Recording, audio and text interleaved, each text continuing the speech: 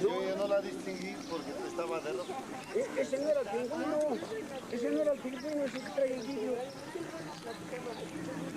Ese que trae el vidrio soplado. Por eso ese. ¡Ay, el pingüino! Yo pasé como estaba de rojo. Dice, es una estudiante. La citadelle.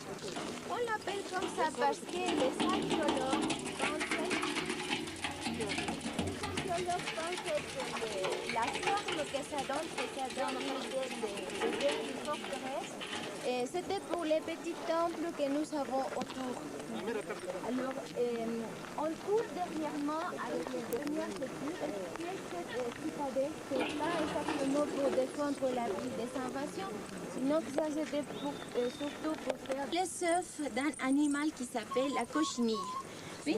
Et quand ce produit est écrasé comme ça fait la teinture rouge. Oui.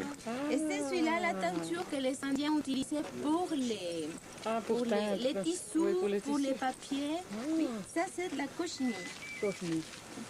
Et vous voyez, quand on pique la plante comme ça produit un liquide qui sert pour fixer la couleur et pour protéger la couleur, comme un vernis. Et vous voyez ici, nous avons cette plante qui s'appelle chardon. Oui, un chardon.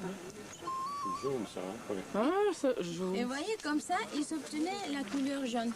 C'est parce que les Indiens vont utiliser les éléments naturels pour faire les teintures. Ces deux sont là pour les rouges, les jaunes.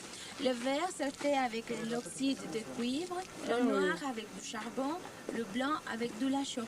Et ce monsieur fait ça pour vous attirer et...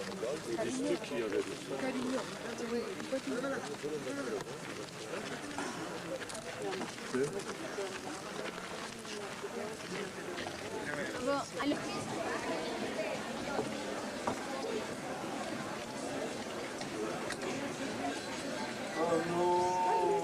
Vous pouvez mieux filmer, hein, on voit mieux de là-haut. À l'agriculture et à la pluie. Oui, alors les deux ensemble se mélangent, non? Ça va de la main. Et du côté gauche de cette tête, vous voyez qu'il y a une tête de serpent.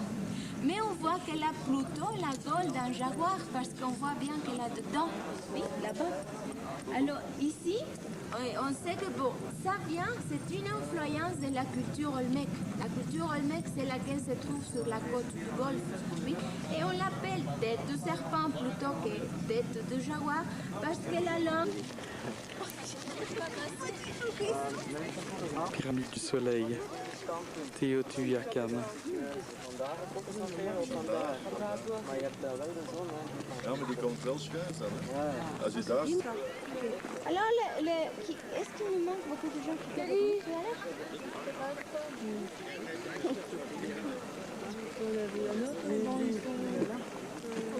Oui, comme ça, c'est de partager. Attends que les cartes soient passées. Oui,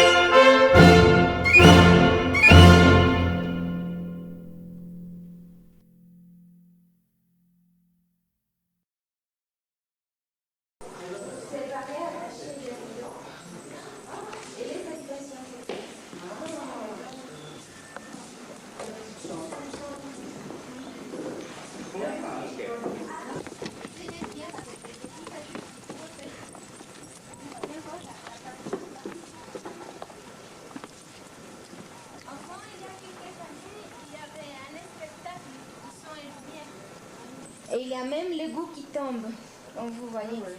Et le jaguar, il est tout décoré, son dos, il porte même une coiffure en plume de quetzal. Et dans la partie supérieure, il y a des étoiles qui représentent l'étoile qu'on voit au firmament, Vénus, oui, c'est vraiment une planète, et qui ici représente à Quetzalcoatl aussi, la serpent plume. Là, c'est un perroquet, oui, entre les deux. Alors, vous voyez, de son bec, il y a l'eau qui tombe dans la plante stylisée de maïs. Oui. Alors, oui, vous voyez comment il y a l'eau qui tombe. Alors, ça nous fait penser que cet temple a été aussi dédié à l'agriculture. Les couleurs sont faites rouge avec oxyde de fer, vert, oxyde de cuivre, les jaunes, la plante qu'on avait vu tout à l'heure. Oui. Et ici, nous avons encore des symboles de cercle, ici, qui représentent alors le dieu de la pluie.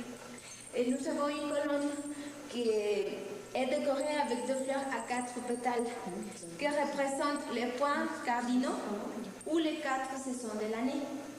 Nous ne savons pas combien de fleurs avait-il parce que nous avons trouvé la colonne cassée. Il est très très important parce qu'ici les assiettes qui sont décorées, le papier parchemin, le savon, l'aiguille avec l'enfile et aussi le boisson, la première boisson qui s'appelle Bourg. Dus hier een tak. Una vache. Dus produceert 4 liter honingwater dat, per dag. 2 liter 's morgens, 2 uur 's namiddags. Le jour, on le sort avec cette pièce que c'est une calabasse, mais on appelle à cocotte. Je vais vous montrer comment ça se fait qu'on sort.